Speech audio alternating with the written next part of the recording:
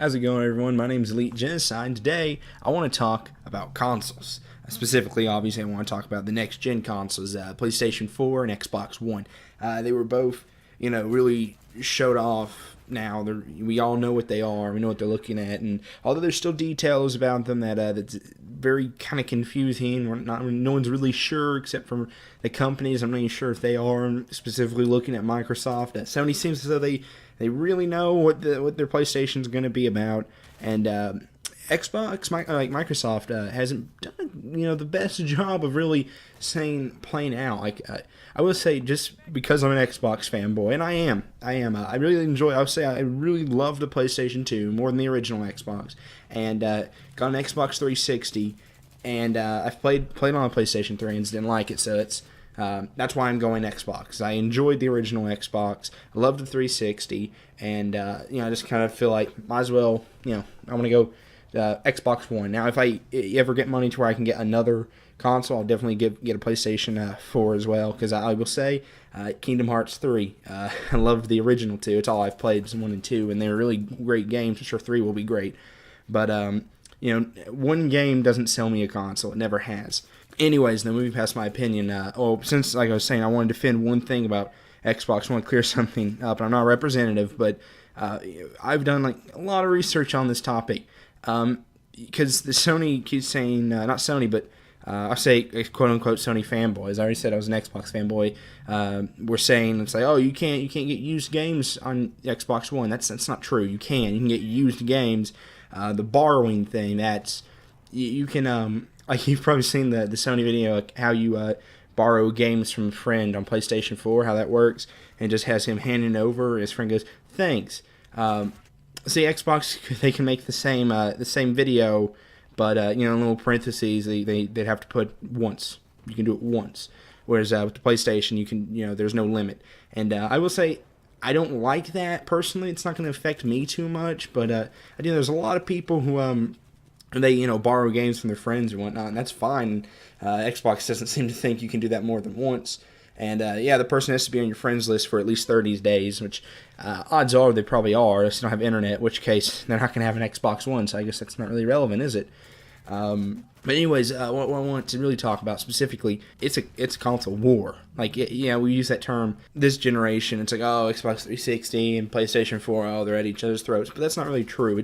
It's probably that it's an overwhelming majority of people are on the 360 side opposed to the PS3. And I think that's pretty fair to say. I know there's a lot of dedicated PlayStation people, but for the most part, it does look like 360 really has it, especially when you take... I don't hear a lot of Europeans talk about the PlayStation 4 too much. I'm not saying not at all, just most of them, I think, have an Xbox. Of course, I think also most of them are probably PC gamers as well. The thing is, though, it's like... And then the original PlayStation 2 and Xbox, and there are people, and this is back, of course, when GameCube was actually in the market, like in Xbox and PlayStation 2. It actually made sense to have a GameCube, but the Wii really, it got ran over, and the Wii U, it doesn't even look like it's competing in this generation. I don't know why people would even kind of bring that up. Was it PlayStation, Dreamcast, and Xbox? Was that right? I think that was a long time ago, but from what I'm seeing, this is still at E3. This is months before the consoles will get come out. So I know the Xbox is coming out in November. I'm assuming PlayStation's coming out around there, maybe a little before, a little bit after, or maybe I don't think they should do the same day. It might get people killed. People killed each other over the PlayStation 3. As a side note, really, I was seeing in the comments early on. It was like for the majority of that day, it was probably 98% PlayStation.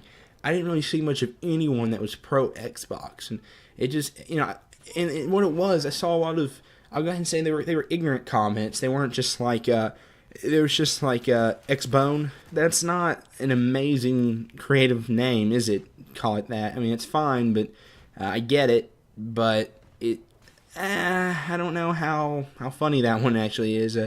Puns, and it wasn't a very good one, because it doesn't even actually say bone anymore. I think people refer to that as sex, not as being screwed anymore. There's always Microsoft hate too. I saw, there's some comments that they were pro PlayStation, but they're not. And that's the majority. It seems like almost all of them were anti Xbox, but not very pro Sony. And it's like most of these people couldn't tell you why the PlayStation's better, just that it was. But I gotta say that's not fair. I feel like there is definitely there's reason to take side with PlayStation, but they couldn't. Most of the people just couldn't say it or couldn't see it.